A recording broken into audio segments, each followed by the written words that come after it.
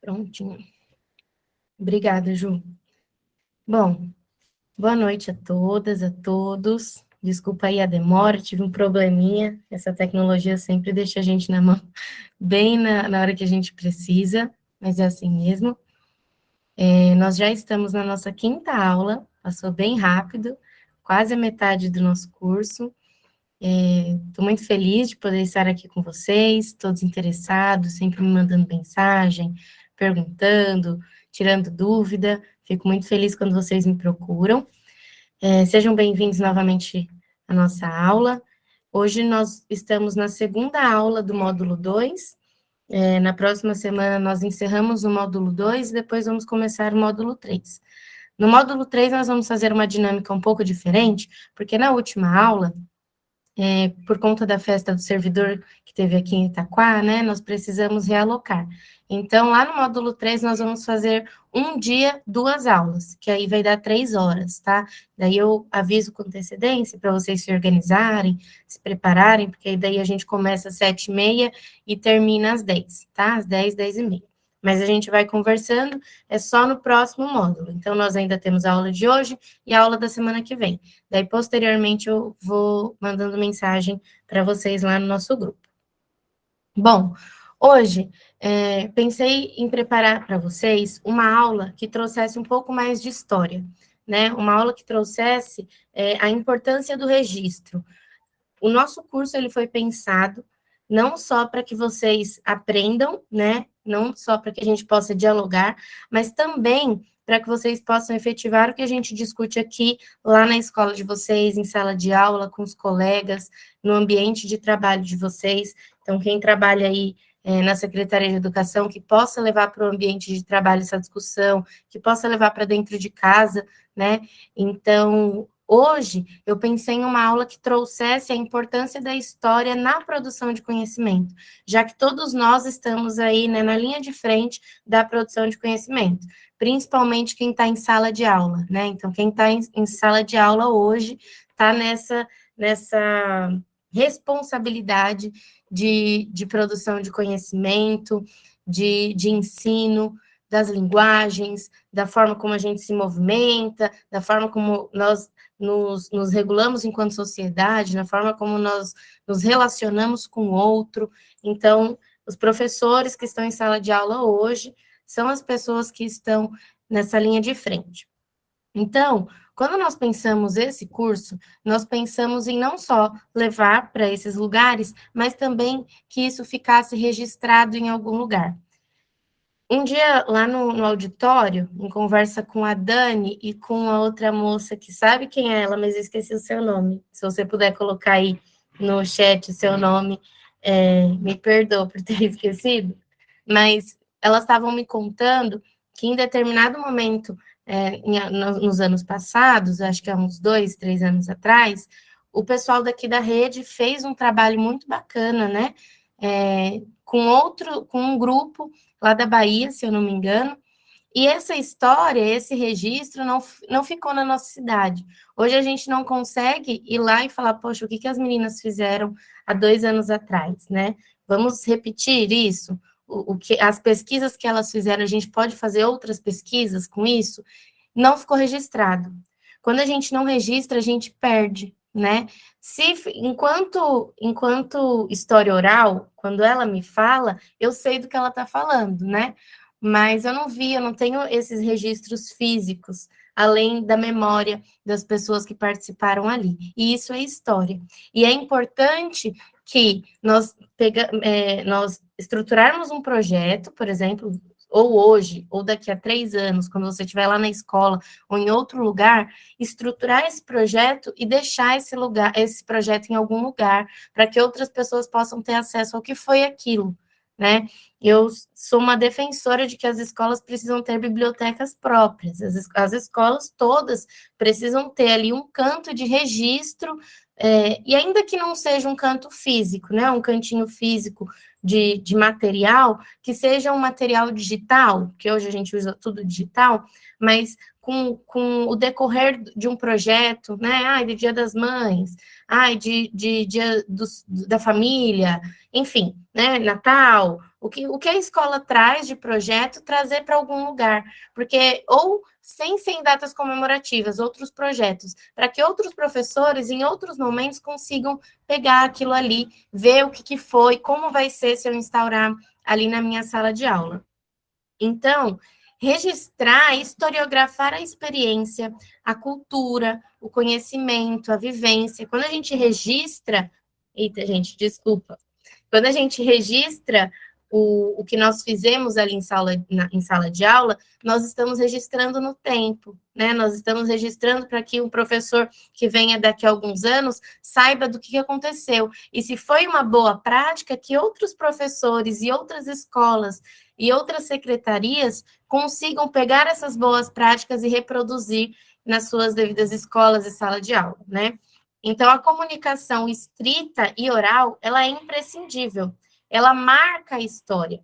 E aí, vou explicar aqui hoje como essa escrita e essa comunicação oral, ela vira a chavinha naquilo que eu estava falando para vocês de uma história única, porque vocês vão estar registrando inúmeras salas de aula, inúmeras crianças, inúmeros movimentos em vários projetos. Então, se eu faço um projeto hoje na minha escola e eu registro e coloco ali na minha biblioteca virtual para que os pais tenham acesso, para que a comunidade tenha acesso, para que outras comunidades tenham acesso, outras comunidades também fazem isso e a gente vai se alimentando das nossas histórias, das nossas realidades. Isso pode vir, inclusive, a ser um projeto, né? Não sei se vocês já trabalham com isso, depois vocês me contem aí como que é esse registro nas escolas de vocês, porque é preocupante quando eu vou lá, efetivo um trabalho, quando eu saio, né? A mesma coisa que hoje vocês mandam aí os projetos de vocês, eu pego todos os projetos, no ano que vem não estou mais, pego os projetos e vou embora com eles. Né? Ninguém mais tem acesso. Isso é ruim. Então, o que eu estou falando para vocês é base no conteúdo histórico, né? Na disciplina de história, seja na escola, lá no primeiro ano do fundamental, na pedagogia, na matemática, na história, em qualquer outra disciplina, quando a gente estuda história, a gente vai ver que existem fontes históricas, né?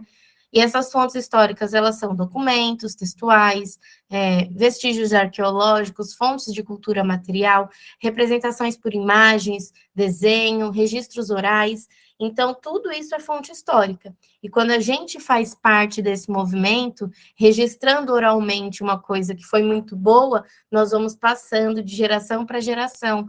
As representações imagéticas, a mesma coisa. Então, é importante que nós nos coloquemos nesse lugar, né, de representante da história. Nós precisamos representar a história e a nossa história, o que nós estamos escrevendo com as nossas crianças. Bom, então, é o que eu falei, o que produzimos na escola deve ser registrado e mantido na escola, para que os próximos professores, alunos, estudantes, o pessoal ali da escola tenham acesso a esse material. Então, é uma maneira de enfrentar as universalidades, né? É uma maneira de enfrentar essa universalidade da educação, da produção da educação. E aí, lembrei, enquanto estava fazendo o material, que vocês, no dia que eu estava trazendo alguns filmes, né, e algumas atividades, aí vocês falaram, mas eu sempre trabalho com esse material, eu sempre faço isso aqui todos os anos. Isso é uma universalidade, né? Então, a gente sempre vai no mesmo lugar. Eu e mais todas as minhas amigas, todos os anos, todas as minhas colegas de sala de aula, a gente sempre traz esse mesmo material para trabalhar determinado momento. E isso é preocupante, porque a gente não está dando uma possibilidade de existência, uma possibilidade de multiculturalidade para essas crianças. Então, é perigoso, porque você mostra uma via só, né?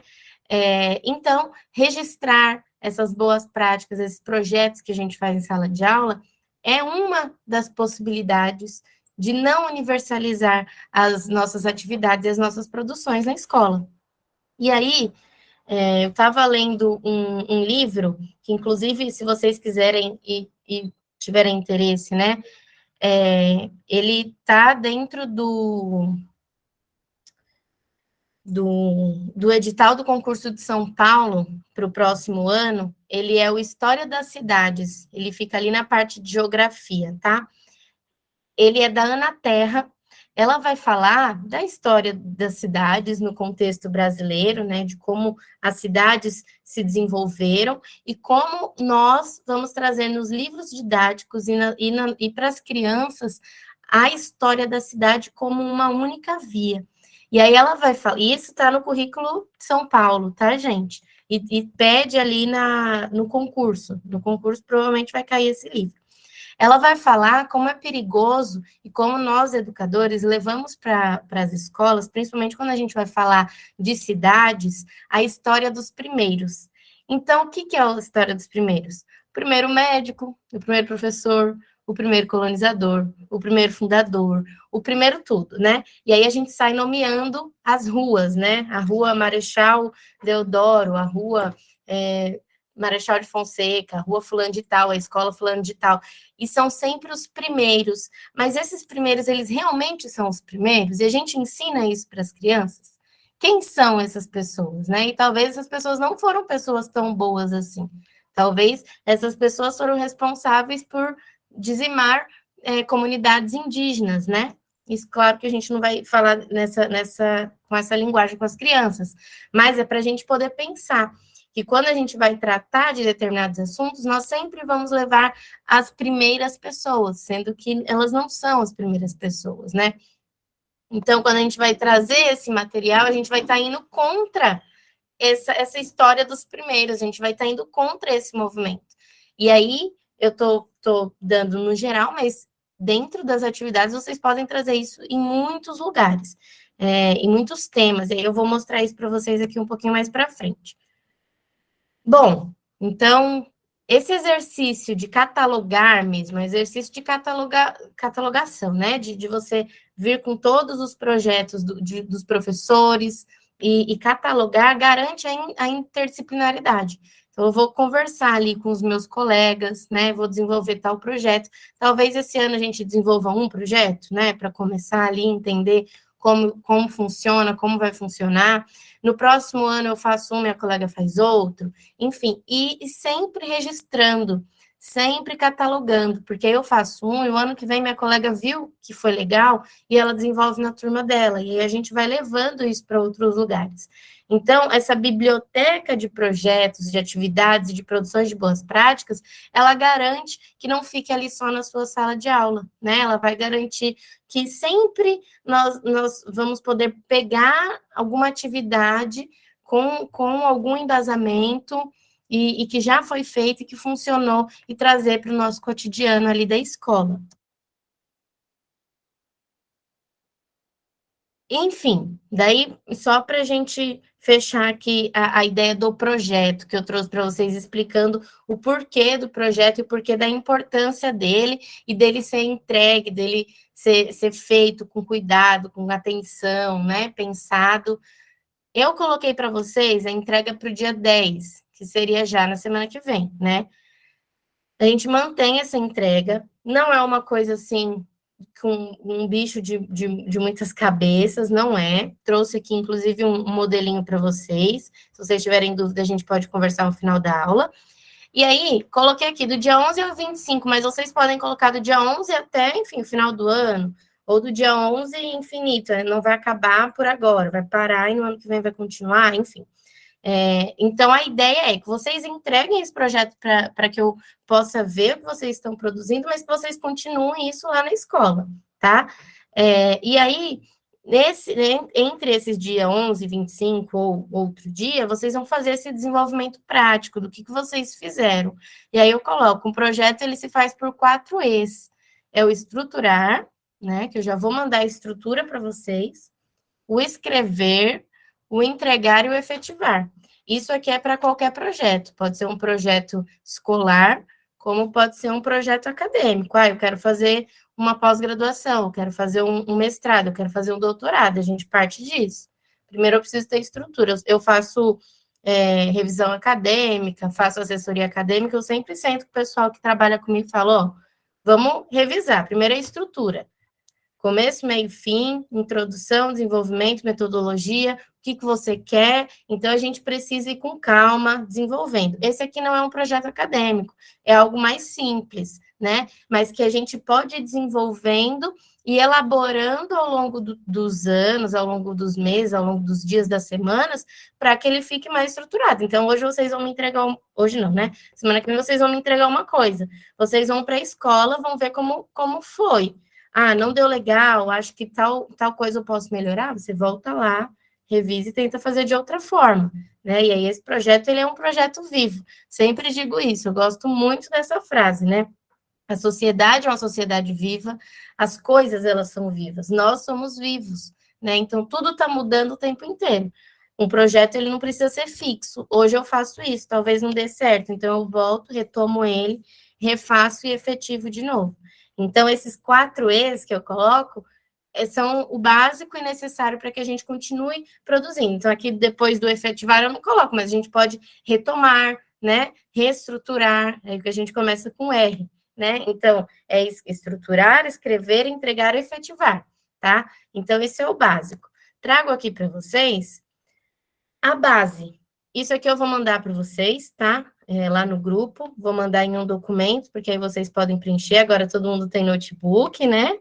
Então é mais fácil, mas se vocês quiserem fazer impresso para mim, tenho mais facilidade, não tem problema. Eu prefiro digital, mas não tenho condições, não consigo, tenho dificuldade, prefiro entregar impresso, não tem problema, pode entregar, tá? Mas isso aqui é a base. Então, lá em cima você vai colocar o nome do seu projeto, seu nome, unidade escolar, cidade, ano, professores envolvidos.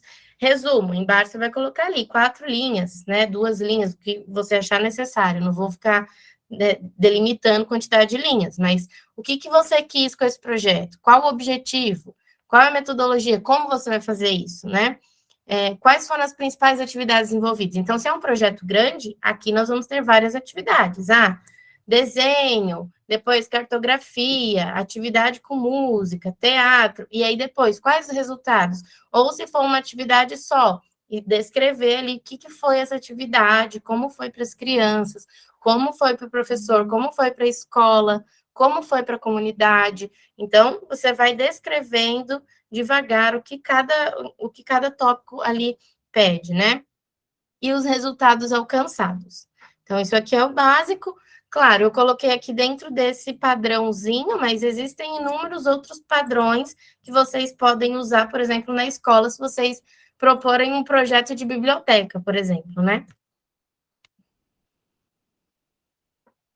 Bom, então, o que esses registros fazem de bom para a gente? Primeiro, que quando a gente registra, a gente consegue levar como um documento mesmo, né? Para dialogar, por exemplo, nas reuniões pedagógicas. A gente consegue dialogar, tal projeto foi legal, a gente pode estruturar pensando nessa habilidade, nessa competência. Na minha habilidade eu garanto isso, dá para eu trabalhar com isso, na outra isso, enfim. Então a gente consegue dialogar com os nossos parceiros, né? E fazendo estratégias de ensino que ultrapassem as práticas frequentes, que não fiquem repetitivas, né? Então, a gente consegue dialogar a partir do que a gente cria na escola. É difícil, eu sei que né? Nós estamos aí sempre com muitas coisas para fazer, muita atividade para corrigir, em casa, na escola, muitas funções, mas a gente precisa é o nosso trabalho, né? Então, é renovar sempre. E aí, isso é importante porque quando a gente dialoga, a gente consegue manter esse contato com o currículo.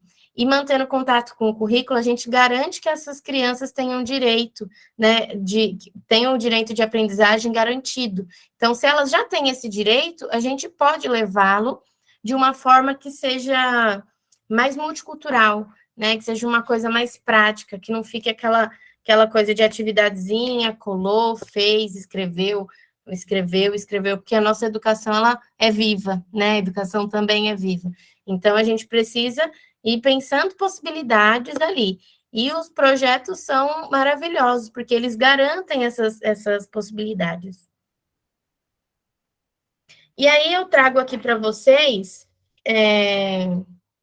as leis né? A Lei 10.639, eu não tinha ainda colocado ela aqui para a gente trabalhar em sua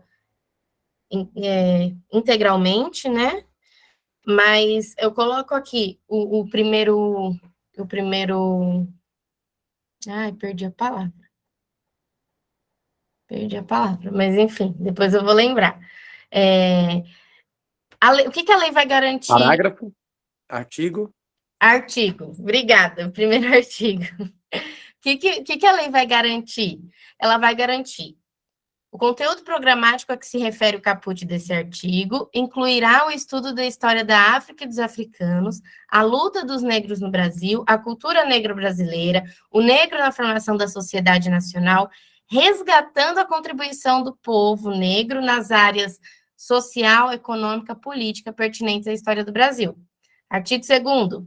Os conteúdos referentes à história e cultura afro-brasileira serão ministrados no âmbito de todo o currículo escolar, em especial nas áreas de educação artística e de literatura e história brasileiras.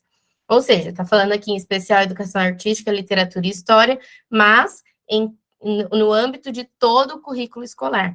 E aí esse é um erro que nós, educadores, temos frequentemente. A gente não leva se eu pegar aqui nessa totalidade, ó, a luta dos negros no Brasil, a cultura, a formação da sociedade nacional, o resgate da contribuição nas áreas. Isso aqui é milagre se a gente vê na escola. Contribuição do povo negro nas áreas social, econômica e política. A gente não vê isso se não for falando de escravização do povo negro.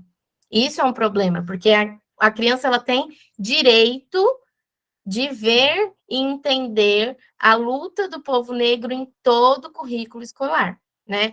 E aí eu tenho aqui a Lei Complementar 11.645, que vai incluir diversos aspectos da história e da cultura que caracterizam a formação da população brasileira a partir de 2 grupos étnicos, né? Então, a história da África e dos africanos, a luta dos negros e dos povos indígenas no Brasil, a cultura negra e indígena e o negro e o índio na formação da sociedade nacional, resgatando as suas contribuições nas áreas social, econômica e política pertinentes à história do Brasil.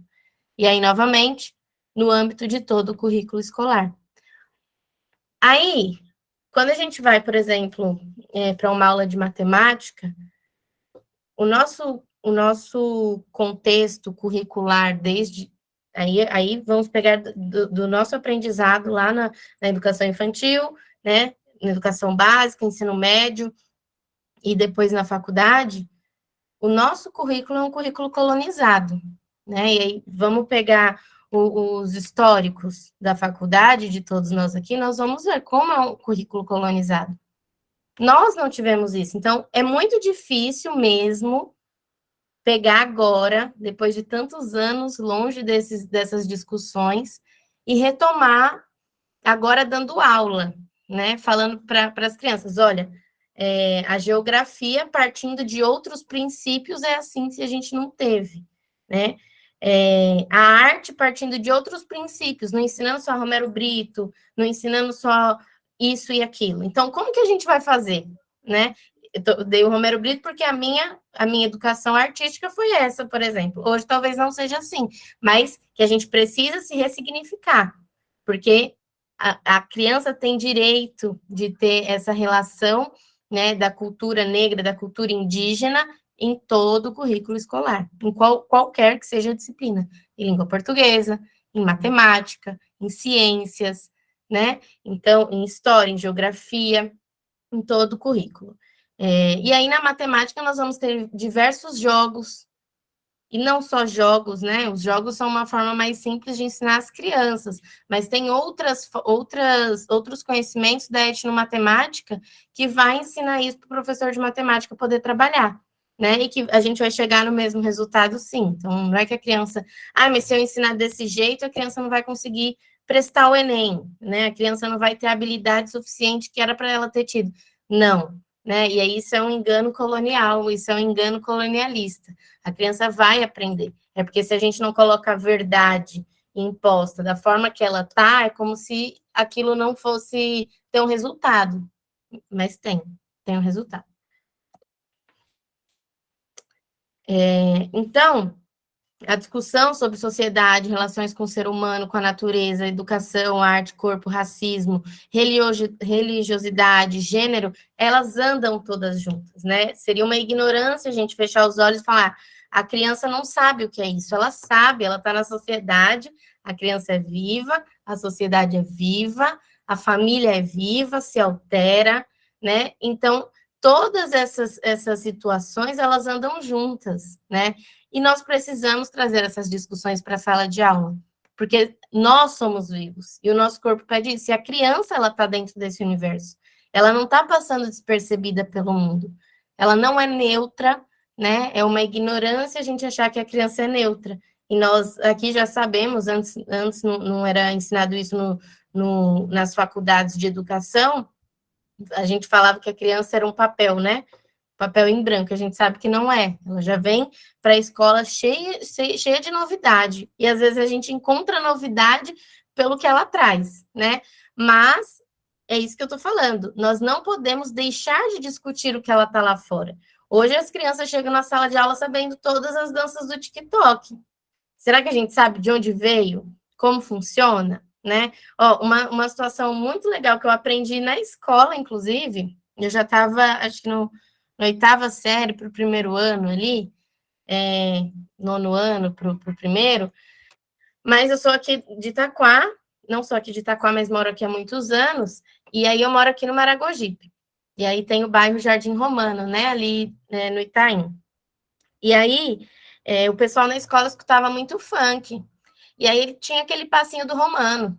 E aí eles ficavam, né? Tchu, tchu, tchu, tchu, tchu, tchu. E eu ficava, nossa, que legal, né? E aí o pessoal veio me falar que o passinho do Romano era um registro de um senhor que ele chegava nos bailes funks lá do Jardim Romano e dançava, né? E aquela forma que ele dançava se tornou a dança ali do pessoal, e eles começaram a imitar ele.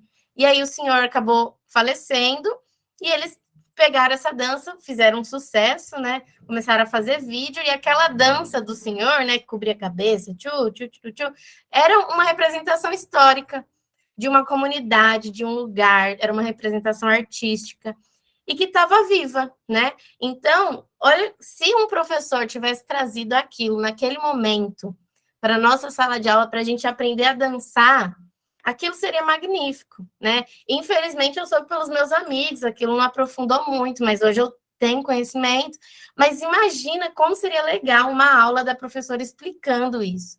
Isso é o registro histórico. O Romano, ele morreu, mas para o pessoal da comunidade não morreu, né? Ele está vivo e ele está vivo na cabeça de muitas pessoas que hoje sabem a música. Tchu, tchu, tchu, tchu. Então toca em qualquer lugar e o Romano está lá, né? Então é viva, a sociedade é viva, os movimentos do corpo são vivos e as relações ser humano e natureza também são vivas. Então a gente não pode ignorar as discussões de religiosidade, inclusive, porque muitas pessoas tendem a se afastar de discutir religiosidade dentro da escola, porque é difícil, mas a gente precisa discutir.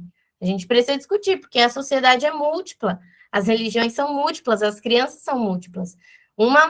A mãe, a família levam ela e ela presencia o que é o catolicismo, a outra presencia o que é o espiritismo, a outra presencia o que é as igrejas evangélicas, a outra as igrejas, os terreiros de candomblé, enfim. Então, cada criança vem e traz uma experiência diferente, e que seria ignorância nossa determinar que alguns assuntos não se trate na escola, sendo que elas têm direito. É ali na escola que elas vão exercer a sua cidadania, elas vão aprender, elas vão criar uma personalidade, elas vão criar as suas individualidades e as suas subjetividades, né?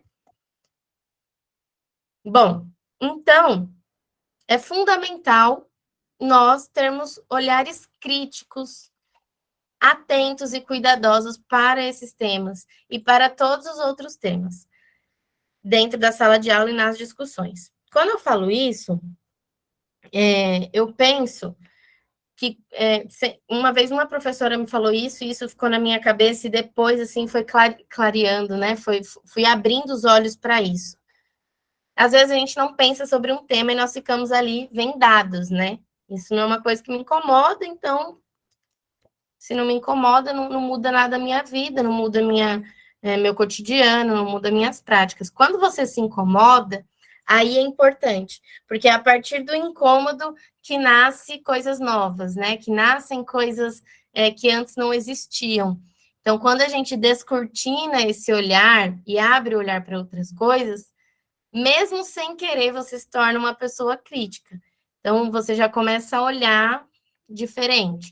Eu lembro que a primeira vez que eu tive uma discussão dessa foi em sala de aula, e aí minha professora, isso na graduação, e aí minha professora estava falando de racismo, e aí ela foi falar assim, olha, vocês já perceberam que nas lojas do shopping, se vocês forem olhar quem são as pessoas que limpam e as pessoas que ficam escondidas, correndo de um lado para o outro ali com bandeja, que geralmente a gente não vê, mas elas estão sempre por trás, são pessoas negras e pardas. Percebam. E aí eu fiquei, nunca percebi isso. Fiquei pensando, né? E aí ela falou, mas se você for olhar as pessoas que trabalham nas lojas, que ficam chamando para entrar, que atendem, geralmente são pessoas dentro da sociedade consideradas muito bonitas e sempre de pele mais clara. Então, quanto mais você percebe o mundo ao seu redor, mais você vai se incomodando. E aí eu fui outro dia, né, no shopping, e eu fui com esse olhar. Eu já fui aberta à criticidade. E eu só fiquei com vontade de chorar, porque eu falei assim, não é possível, né, que a gente não consegue ver isso. Não é possível, é uma coisa simples, é uma coisa muito simples. E aí eu lembro hoje claramente de chegar assim, eu entrava e eu ia vendo assim o pessoal que estava do lado de fora da loja, que trabalhava nas lojas, e sempre eram mulheres mais magras, então é muito difícil ter mulher gorda, né? Sempre mulheres com cabelo muito liso, preso, ou cabelo bem solto, liso.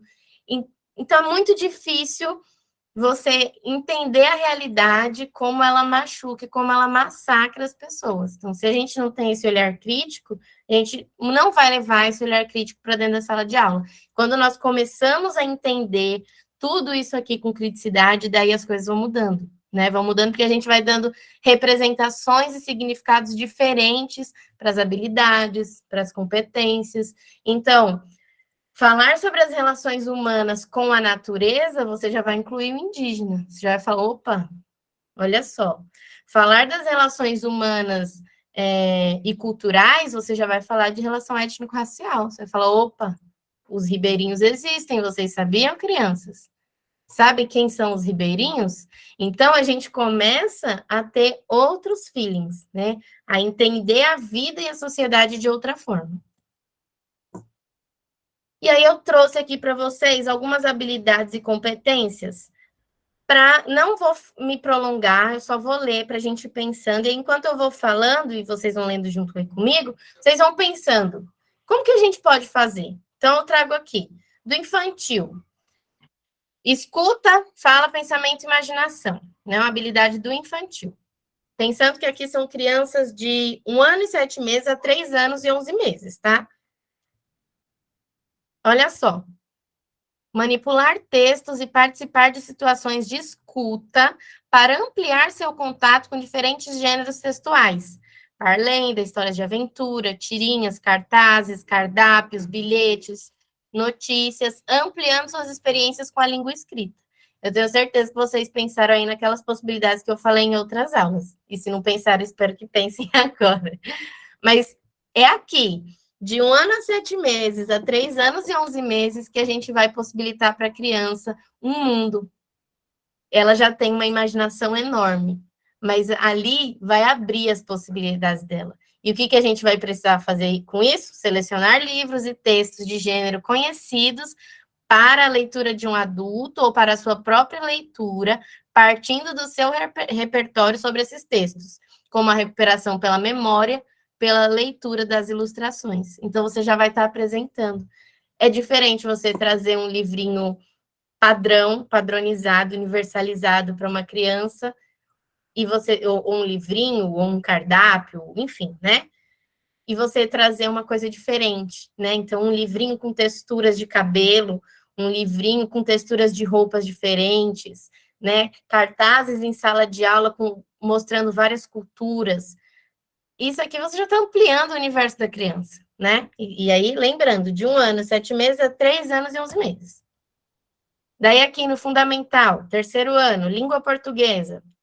Planejar e produzir cartas dirigidas a veículos da mídia, impresso ou digital. Cartas do leitor, de reclamação, entre outros textos no campo da vida pública, com opiniões e críticas de acordo com a situação comunicativa, o tema, o assunto, a estrutura composicional e o estilo do gênero. Ou seja, a criança que ela também está desenvolvendo a opinião dela, ela também está desenvolvendo a criticidade dela. E aqui ela pode reclamar da merenda. Ai, professora, não escrever lá no livrinho que não gostou da merenda, que preferia outra merenda, um exemplo, né? Mas aqui ela vai estar desenvolvendo o seu lado crítico, né? Então, se a gente apresenta para a criança lá de 1 ano, 2, 3, 4, quando ela chega lá no 5º ano, ela já vai ter algumas opiniões formadas sobre o mundo, porque é esse mundo multicultural, esse mundo completamente heterogêneo. Então, aqui a gente já está falando de uma coisa um pouco mais madura.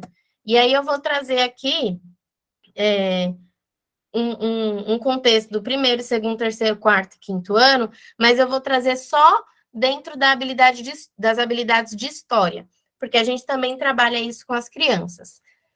Então tá, no 1º aninho, meu mundo pessoal, meu lugar no mundo. Identificar as relações entre as suas histórias e as histórias de sua família e sua comunidade. As diferentes formas de organização da família e da comunidade. Os vínculos pessoais e as relações de amizade. Isso aqui é lindo. É lindo. A gente tem muita coisa para trabalhar aqui, né? Então, as diferentes formas de organização da família. Tem família que não tem pai, tem família que não tem mãe, tem família que só tem avós, tem famílias que só tem tia, tem família que tem 2 mães, como tem família que tem 2 pais. E isso não pode ser um tabu, porque não deixa de ser uma família. Não é porque não é a minha que deixa de ser uma família. É a família daquela criança e ela tem direito que a família dela seja reconhecida, né? Se ela está sendo muito bem criada, ela está alimentada, não deixa de ser. É só a avó? É a minha família. É só o avô? É a minha família. São meus tios, é a minha família. São minhas 2 mães, continua sendo a minha família, né? Então, a gente precisa entender e mostrar para as crianças que as histórias existem e são histórias múltiplas, né? E aí aqui, eu vim, minha família veio da onde? E a sua? E aí aqui a gente pode trabalhar no 1º, no 2º, no 3º ano, porque é uma multiculturalidade muito grande, né? Então, quais são esses vínculos pessoais e as relações de amizade? Claro que não vai ser dessa forma, eu estou falando aqui com vocês, né, que são adultos, mas no 1º ano a gente tem toda outra logística, mas que é uma habilidade e que deve ser uma competência para ser trabalhada ali com as crianças. No 2º ano, a comunidade e seus registros. Selecionar situações cotidianas que remetam à percepção de mudança, pertencimento e memória, respeitando e valorizando os diferentes modos de vida, que liga no que a gente falou anteriormente, né? E eu peguei aleatoriamente, tá, gente? Então, a noção do eu e do outro, a comunidade, convivências, interações entre pessoas. Ou seja, aqui a gente já vai mostrar para a criança que não existe uma verdade. Existem muitas verdades, né? Existem mudanças, existem valores diferentes e que a gente precisa sempre estar em comunhão, sempre respeitar o do outro, a mudança do outro, o pertencimento do outro, o lugar que o outro veio. E qual é a memória do outro? Vamos trabalhar com foto? Então, cada um tem que trazer uma foto de casa. Qual é a sua memorinha sobre esse aqui? O que você lembra? O que você pode desenhar? Né? Então, é trazer essa noção do eu e a noção do outro. O lugar em que vive no 3º ano. Identificar os registros de memória, de novo memória, na cidade. Nomes de rua, monumento, edifício, discutindo os critérios que, ao longo do tempo, explicam a escolha e a alteração desses nomes. A produção dos marcos da memória, os lugares de memória, rua, praça, escola, monumento, museu. Isso aqui é fantástico. Por quê? Dá para a gente fazer uma aula descolonizando completamente essa ideia de, até da Ana Terra aqui, de história dos primeiros. Quando a gente vai pensar dos registros de memória na cidade, é triste, porque o nome das ruas são as ruas dos primeiros, os monumentos, só existem monumentos dos primeiros, né? Os edifícios com o nome dos primeiros. Então, o que a gente pode fazer? A gente pode virar e falar assim, se você tivesse uma rua, que nome que você daria para sua rua? Apresentar pessoas, lembra a primeira aula aqui? Apresentei várias pessoas, a gente pode trabalhar em um período apresentando pessoas da história, do país, da cidade, né?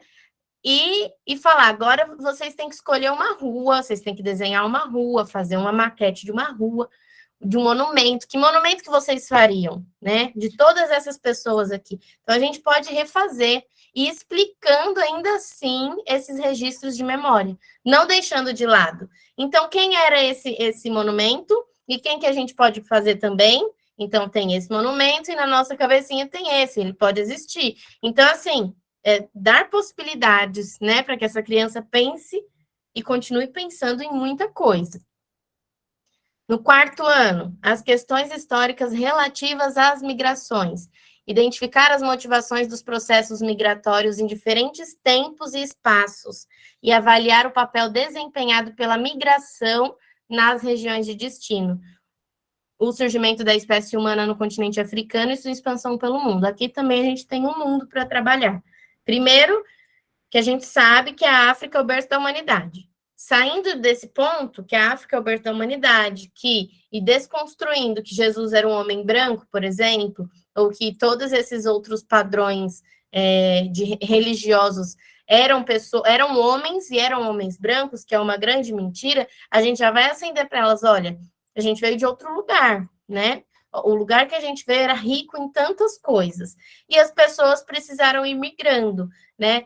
Com muito cuidado, até anotei aqui para falar com vocês, com o anacronismo histórico, né? O anacronismo é misturar os períodos e querer explicar hoje com a mesma ideia de trilhões de anos atrás. Não é isso, mas é explicar por que o pessoal mudou aqui, né? O que foi a migração aqui, para onde nós migramos aqui. E aí, quando a gente chega hoje, quem é a sua família? A gente sabe de onde nós viemos?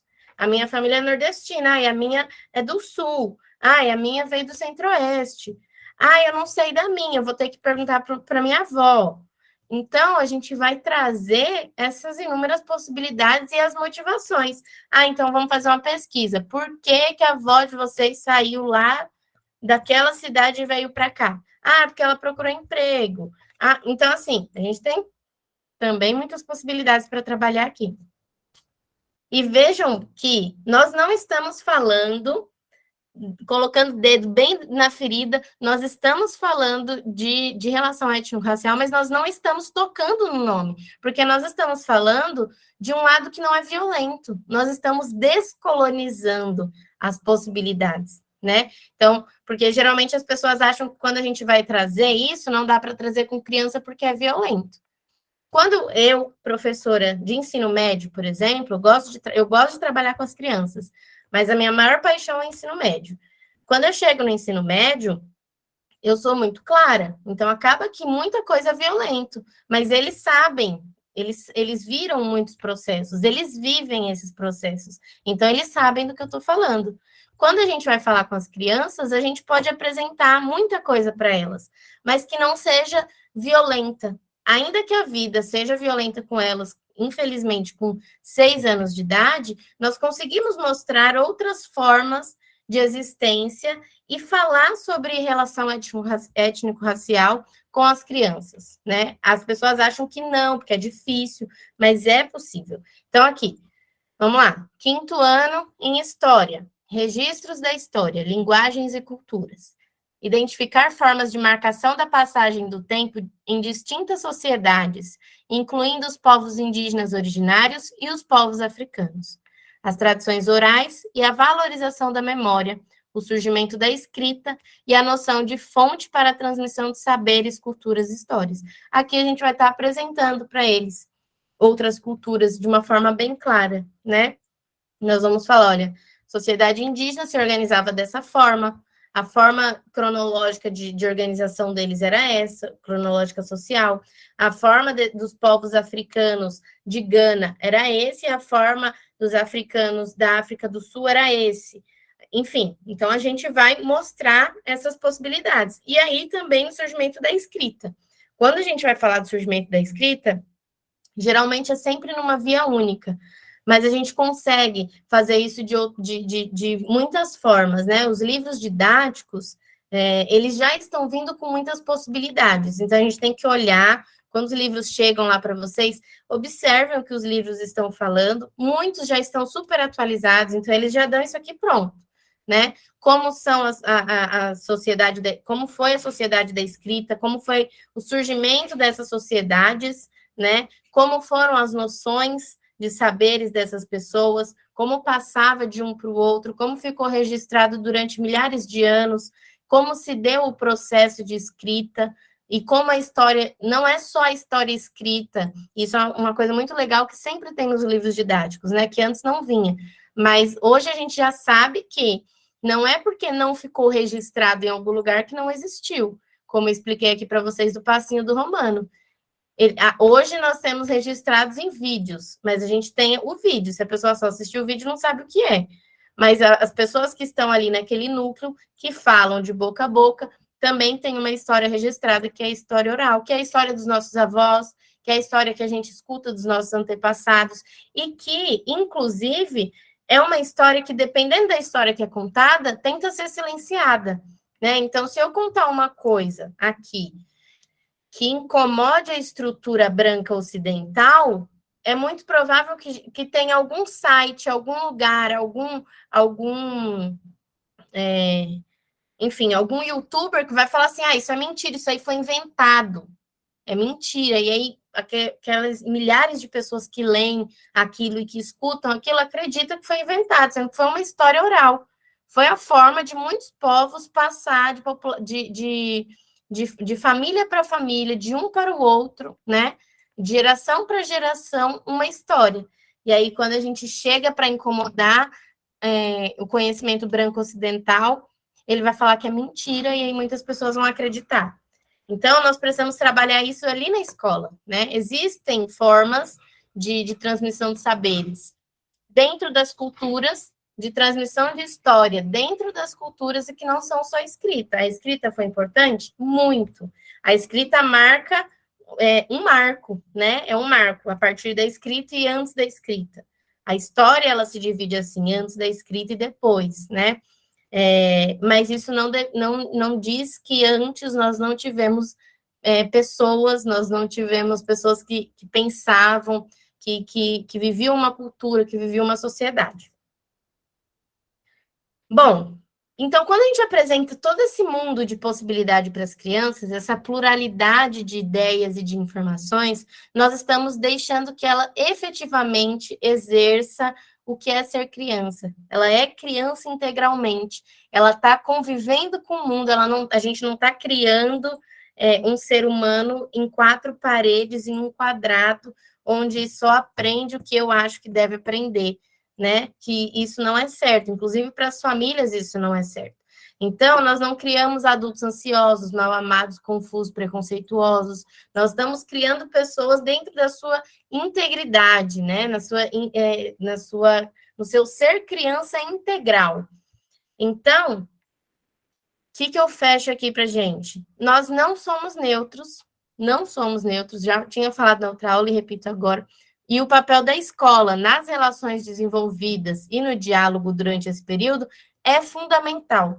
Foi fundamental para mim, foi fundamental para vocês e é fundamental para as crianças. E a gente, como nós estamos aí no mundo vivo, Então, nós precisamos continuar adaptando nossos conhecimentos, inovando os nossos conhecimentos e levando para essas crianças esses conhecimentos, para que a educação seja mais igualitária, para que a educação seja completa, né, e que leve uma visão integral de mundo para essas crianças.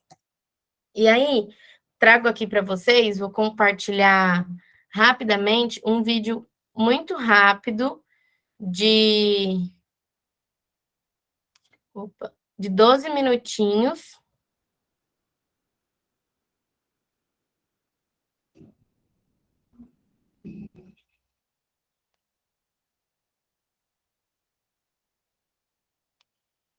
Se tiver algum problema aí para escutar, vocês me avisem, tá? Vou soltar aqui. Quiser.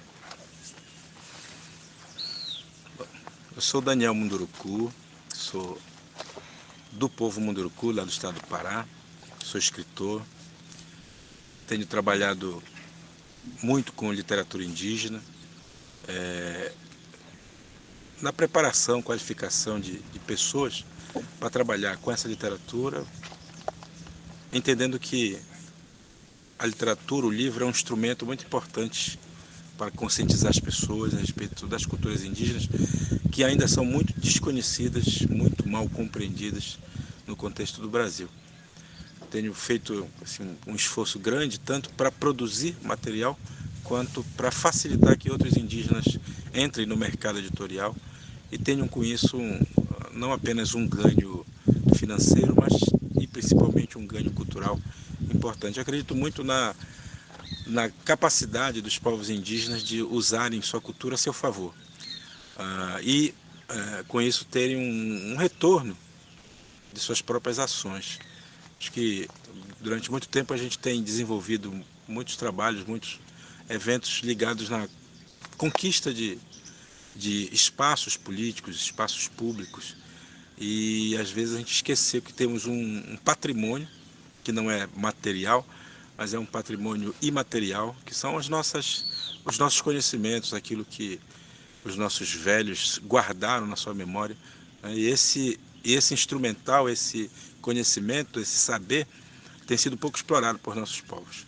É claro que para a gente explorar é necessário que a gente conheça. E para conhecer é preciso estudar, é preciso organizar essas ideias na cabeça da gente.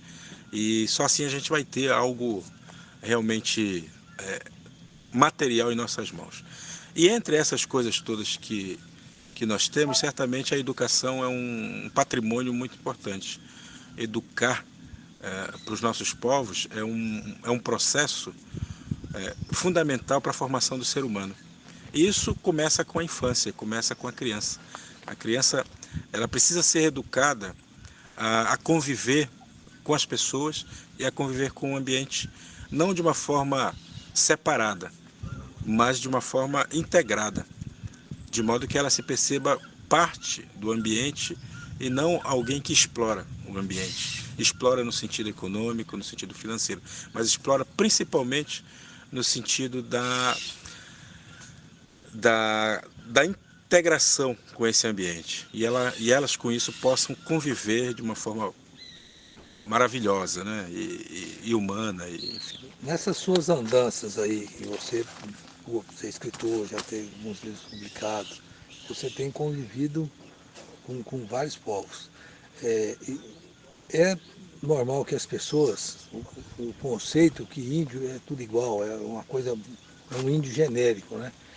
Você vê a diferença nisso mais que ninguém. Mas e quanto à especificidade do material didático para cada povo, qual que você acha da importância disso? Então, quando a gente fala de educação, assim, a gente tem que diferenciar um pouco, né? A educação indígena, a educação que a criança indígena recebe na sua própria comunidade, não precisa de material didático. O material tá dado pela própria natureza. A criança aprende a partir daquilo que ela está vendo, daquilo que ela explora enquanto conhecimento, daquilo que ela utiliza para o seu crescimento.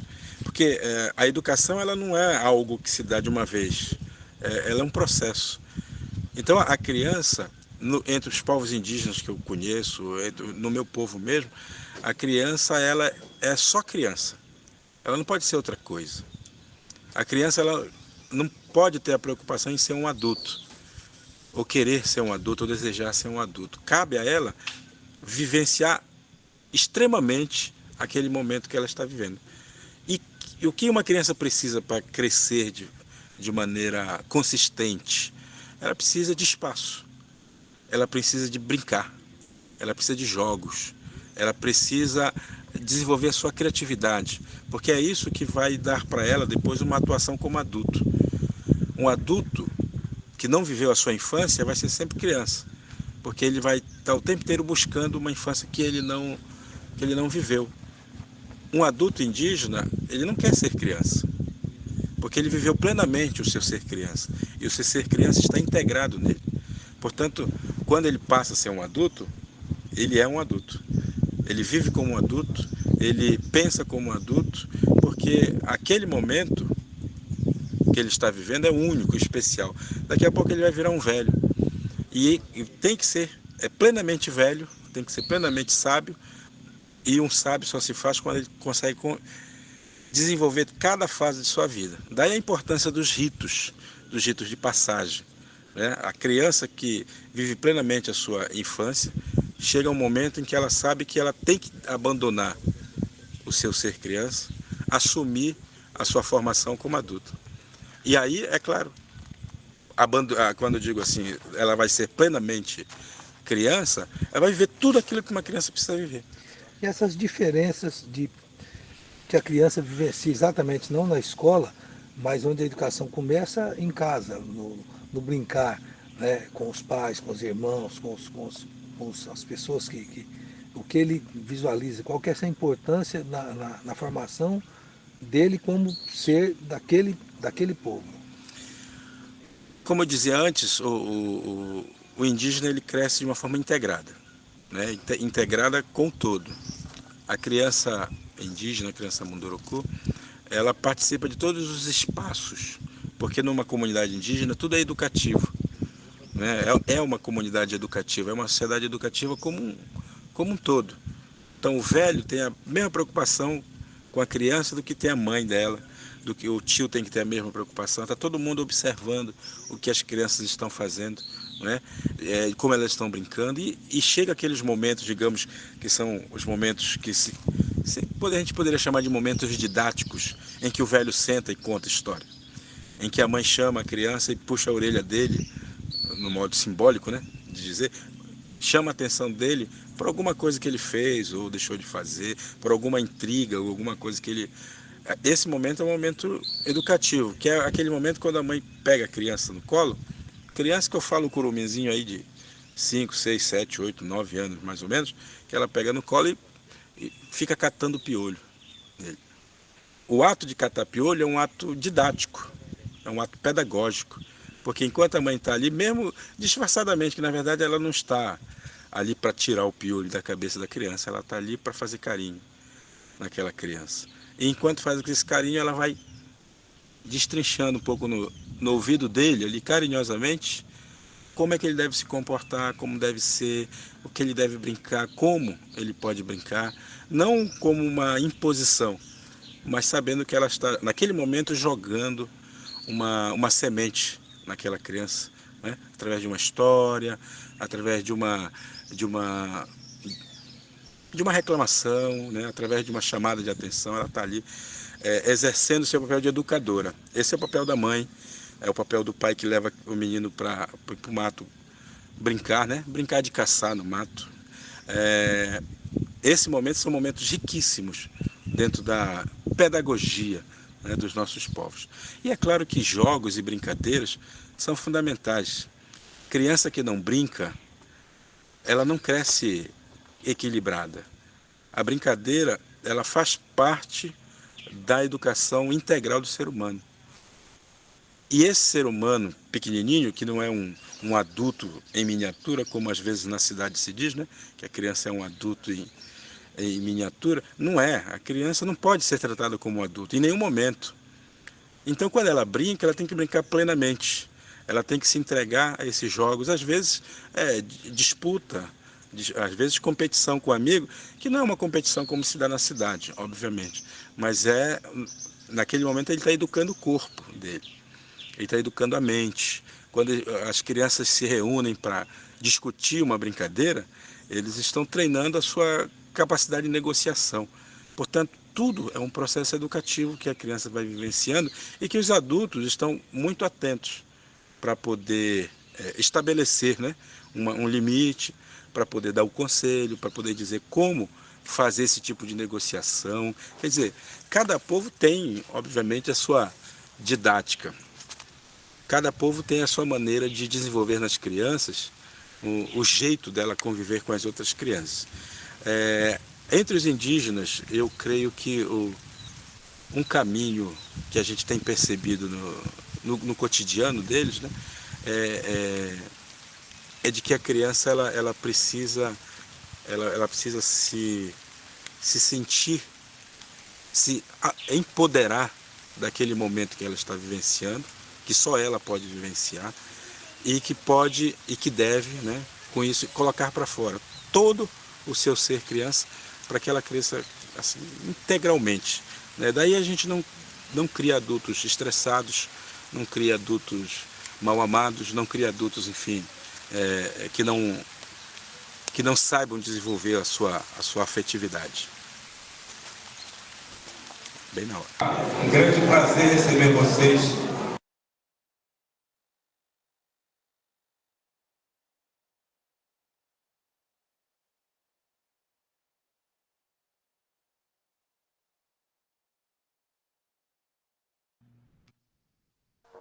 Espero que vocês tenham gostado do vídeo. É um vídeo fantástico. Eu, particularmente, gosto muito, porque traz um olhar sobre educação que às vezes a gente não tem, né? Às vezes a gente defende, defende que a criança tem que viver a infância dela de uma forma integral, mas não respeitando essa integração entre sociedade, cultura, vida, natureza. Então, o que o Daniel Munduruku vai trazer aqui para a gente é excepcional, né? É excepcional para a gente ver, inclusive, como nós estamos tratando as nossas crianças, né? E ele vai falar que eu acho que é fenomenal. Um adulto que não viveu a infância sempre vai ser uma criança. E ele não vai saber lidar com seus problemas pessoais, coletivos, né, individuais. Então, não vai entender a sociedade, que hoje isso é um ponto, assim, primordial. As pessoas não conseguem entender a sociedade sem ser pelo olhar individual. Então, só tá bom para mim se a minha família estiver sendo beneficiada. Só está bom para mim se o meu filho só está legal para o meu mundo se a minha, então é sempre o meu, né? Sempre o meu. E isso é o contrário da infância, isso é o contrário desse olhar indígena do Daniel Munduruku, né? Então, aquele adulto que vive o seu momento, e cada momento, ele não falou só da infância, né? Vocês viram, ele fala todos os momentos são únicos. E esses momentos devem ser vividos plenamente em cada fase. Um adulto que vive toda a sua adultez, ele vai sentir o passar para a velhice. E na sua velhice, ele vai viver plenamente a sua velhice, né? Então, esse é um outro olhar e que nós precisamos ter para lidar com a educação, porque a educação não é somente esse olhar ocidental que nos ensinaram, ela é muito mais que isso. Bom, finalizo aqui com vocês hoje com uma frase deste livrinho aqui. Não sei se dá para vocês verem. Acredito que alguns de vocês já tenham tido contato com ele, mas é um livrinho muito bom. É um livro da Chimamanda, aquela moça que nós vimos no vídeo. Muita gente adorou. E eu sugiro que vocês comprem esse livrinho. Ele é formidável, ele é muito bom. E no finalzinho dele, deixa eu dar um spoilerzinho. É um livrinho muito pequeno, um livrinho de bolso, bem baratinho. Eu vou tentar achar ele no PDF para vocês, mas é um livro que vale a pena ler. Ele é escrito em forma de carta. Então, a Chimamanda recebeu uma carta de uma amiga dela falando: amiga, tô grávida e é uma menina, o que eu faço? Eu não sei, porque o mundo é violento. E aí trago, inclusive, um dado para vocês, não sei se vocês sabem, mas segundo o mapa da violência de 2020, o Brasil é um dos piores países do mundo para se nascer mulher, né? Então, é importante ler esse livrinho. E aí a Chimamanda vai escrever para a amiga dela e se torna esse livrinho aqui. E aí, no final, e o livro chama Para Educar Crianças Feministas, tá? E aí, no finalzinho, ela vai falar: ensina-lhe a nunca universalizar seus critérios ou experiências pessoais. Ensina-lhe que seus critérios valem apenas para ela e não para outras pessoas. Essa é a única forma necessária de humildade, a percepção de que a diferença é normal. Opa, deixa eu passar aqui. E aí, já deixo para vocês que essa é a indicação de leitura de hoje. Eu vou colocar lá um site para vocês comprarem e vou tentar achar ele no PDF também. Se alguém tiver no PDF quiser mandar, pode mandar também. E vou compartilhar o livrinho do Munduruku. Muito obrigada pela parceria de novo, gente, na aula de hoje. Espero que tenha sido uma aula boa, que vocês tenham ficado encantados novamente. E esse aqui eu vou disponibilizar lá também, é o e-mail que vocês vão enviar os projetos, tá? Para quem está com dúvida, Gabi, preciso mandar os relatórios agora? Não, os relatórios só serão enviados no final do curso, tá? Então, no dia que for para enviar o relatório, eu falo, gente, agora vocês podem enviar todos. E aí, deixo de novo o e-mail. Mas, para a semana que vem, dia 10, vocês devem enviar um projeto simples, não é nada de 30 páginas, 10 páginas, não. Uma coisa simples, é a ideia de vocês, e aí vocês enviem para esse e-mail, tá? Tô vendo que vocês estão pedindo o link de presença. Deixa eu ver se eu consigo pegar ele fácil aqui. Senão a Ju vai encaminhando aí enquanto isso. Só um minutinho, não saiam da aula não, para vocês não deixarem de registrar a presença. E anotem aí o e-mail, mas eu vou enviar também daqui a pouco, tá? Opa.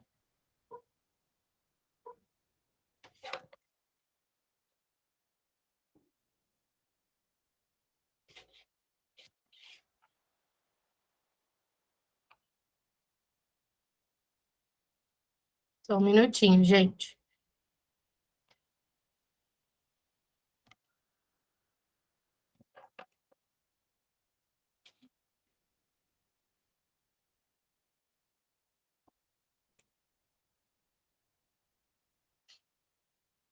Se vocês quiserem perguntar, tiverem com dúvidas, por favor, pode perguntar, tá? Que eu acho que aí eu consigo explicar melhor. Vou mandar aqui para vocês.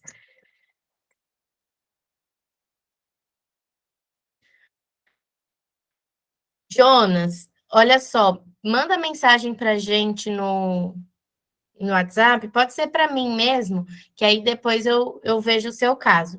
Quando esquecerem ou algo do tipo, procurem a gente logo em seguida, porque aí a gente consegue registrar a presença, tá? A gente sempre, nós tiramos print da imagem, então dá para ver quem está aqui. Daí só a gente bate lá, olha e já anota que a pessoa estava, tá bom? Então não se preocupa, chama a gente lá só para nós não esquecermos, e aí eu anoto sim a presença, tá bom? Muito obrigada. Não esqueçam aí de registrar a presença de vocês. Tá com algum probleminha aí?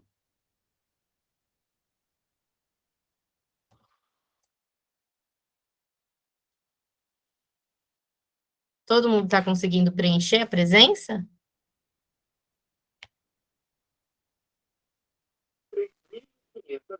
Não tentei ainda. Tá. Vou mandar de novo. O link eu acabei de conseguir liberar ele, então tá ok. Atestado, gente. Se no dia o filho ficou doente ou você precisou ir no hospital, manda o atestado para a gente que a gente consegue anular a falta, tá bom? Mas aí precisa ser o atestado do dia. O atestado de outro dia não, a gente não consegue anular.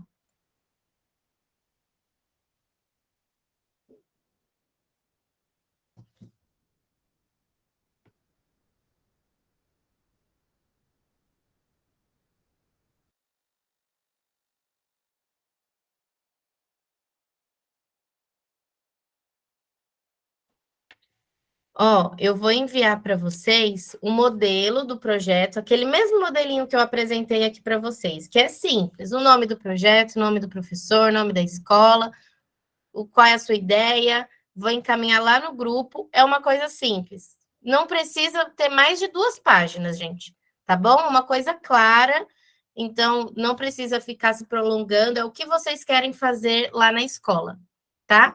Então, é simples, eu vou encaminhar lá no grupo como um modelinho, e aí vocês seguem aquele modelinho, tá bom? Eu que agradeço pela presença de vocês, e tem gente que não está conseguindo assinar a lista, eu vou ir mandando aqui, porque às vezes é só na hora de mandar que não vai. Eu que agradeço, meninas. Boa noite, viu? Se tiverem dúvidas, pode procurar.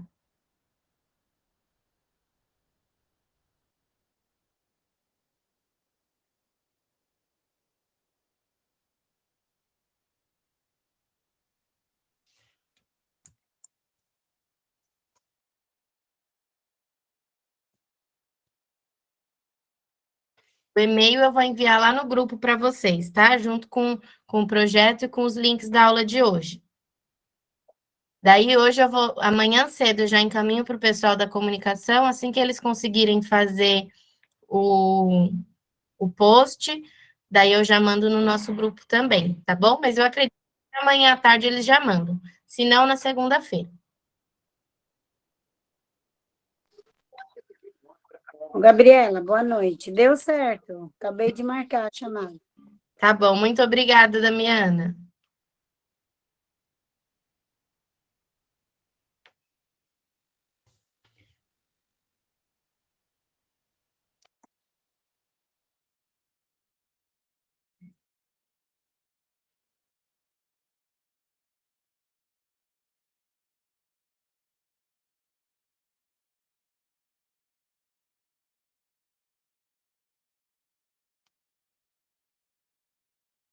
Tchau, gente, boa noite. Beijos. Até a próxima semana.